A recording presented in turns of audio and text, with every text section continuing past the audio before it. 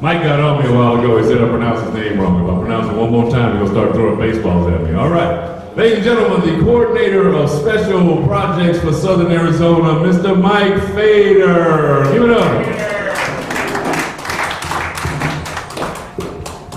All right. How you guys doing? Well, we're doing fantastic now that you're on the show. I've been chasing you for 4 years. I'm not that difficult. Yes, you are. Yes, you are. But we are so thankful that you finally made it here. And we want to thank you because now you are the coordinator for the Diamondbacks, isn't that right? And you guys will be doing a lot of work here in Tucson, and that's what we wanted to partner up with you guys and let people know that baseball isn't dead here, ladies and gentlemen. This man here is still here to help things going, to keep things going here in Tucson. So we invited him on our show so we can keep up with what's going on from the man himself. We don't have to worry about Does that mean I ran baseball off? No. I did. The Tucson Padres were here, they're gone. I mean, they're in El Paso right now, so I was running the team, so I'm not sure. The Sidewinders are gone. Well, it's this. I really went to the Diamondbacks with this thought and idea. In my mind, they needed a better presence in Tucson, and they're the Arizona Diamondbacks. Not the Phoenix Diamondbacks. Exactly. And they were 100% on board when we talked to them about it. And we've got a lot of stuff going on. They just last week they were at a presentation to the Gap Ministries, a really good local organization. The Diamondbacks gave $100,000. Wow. So it's they feed a lot of underprivileged families and children and provide supplies and do a lot of things. So. When I have an organization that'll do stuff like that, it's fun for me to be a part of. Yeah, and they won already a championship, right? They have won a championship. Yeah, so not quite as good this year, but hopefully they'll get things turned around a little. If I can sneak something in, and I know this is going to be run at a later date, to talk about how strange the sports world is. This morning, I'm watching a soccer game. As we're taping this is when the United States lost to Germany and got in the next round of 16. So let me think about this. You lose a game and you advance. Yes. What a world, what a country. I mean, you can't beat that. And it was exciting. The U.S. has really played well. They were in the pool of death. And that's what I heard, with Ghana and Germany. And they're biting and pulling each other's hair in there. And they bite people, yeah, I guess that's great. Great sportsmanship that you'd like to teach kids. So that happened this morning. Then as I'm watching the NBA draft, Tucsonans are excited.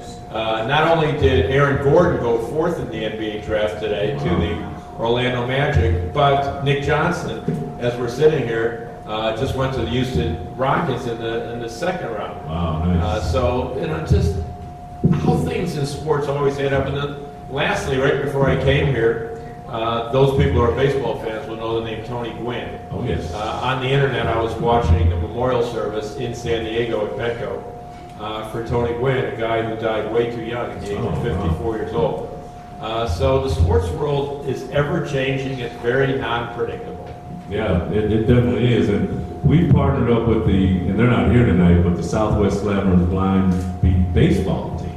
And that's what we want you to bring the Diamondbacks to let them know. Because they also represent the whole state as well. And they live here in Tucson. But you talk about a game of incredible skill to have a blindfold on and run around. You've got to and people need to understand, there are poles at first and third base that beat.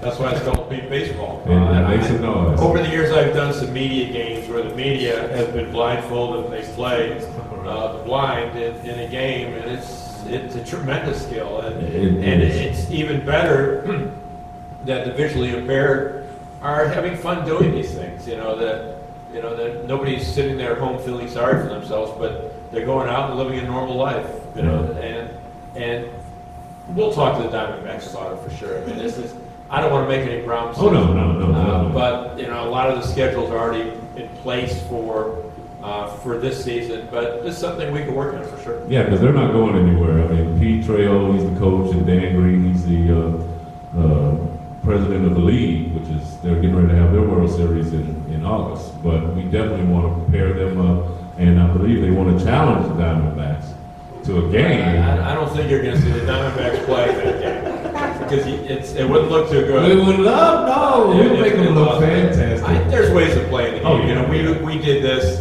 in the old days, in the 90s, at High Corbett Field with the Toros. I was a GM with the ball club back then, and I guess that makes me old. But my first year as a GM was 1989 in Tucson. But you know, it is a great cause. You know, and it's something. A shout out. You know, a shout out to the veterans. One of the things I'm involved in the community as well is I'm an honorary commander at Davis Monthan. And it's really nice just to see what the military, the squadron I work with is the 354th, which is the elite 810 squadron. Wow. So again, people, I know this is kind of a relaxed show, but hey, if you're at home and you believe in the military, the 810 needs to stay. I mean, the Davis Monthan Air Force Base is only worth $1 billion of economic impact to our community. Oh, yeah, so people need to get behind. Oh yeah, that would definitely hurt. So did you grow up playing baseball? What led you into? I was too small. I grew up in Chicago, but loved the game. I lived at Wrigley Field and attended a lot of games and was around the game. And my first job as a general manager was 1974 in Burlington, Iowa. Wow. So I've been a GM in minor league baseball for 30 years, worked for the New Orleans Saints for 5 years, was there during Katrina, but Tucson's home. This is where we're finishing up, my wife and I, and it's just a great place. Well, we truly thank you for coming on and letting people know that there are things still going on in Tucson that you're involved in. Well, put down October 2nd to the 5th. Okay. We've done something in the last 3 years. This will be our fourth, called the Mexican Baseball Fiesta. We bring teams from Mexico. And their Major League Baseball season is the winter. There's Major League players that play and everything. So we bring a team from Hermosillo, Obregon, Culiacan. They're all going to be here. And it's fun baseball and it's crazy baseball. I mean, we play music all the time. There's nothing normal about it, but that's the way it's going. That's the way we're going to do it in the States. So we'll have a lot. Well, we definitely want to have our streaming camera out there so people around the world can watch these. That'd be great. That's what I'm saying. We have so many great things happening.